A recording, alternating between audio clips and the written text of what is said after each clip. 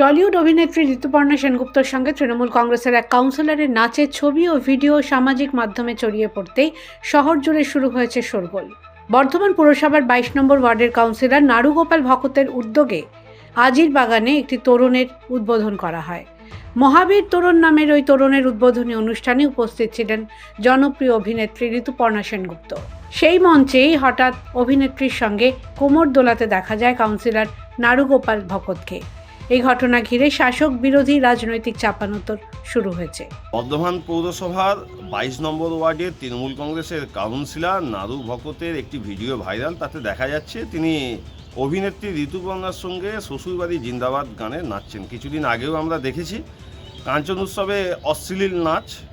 তৃণমূল কংগ্রেসের নেতারা এখন বিনোদন করতে ব্যস্ত হয়ে গেছে উন্নয়নের পরিবর্তে।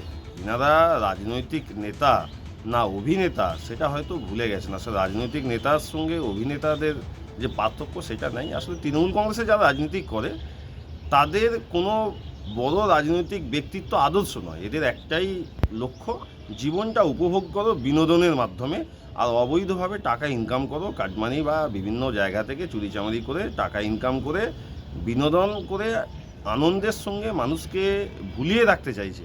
আর নাচ গান তো খারাপ জিনিস কিছু না।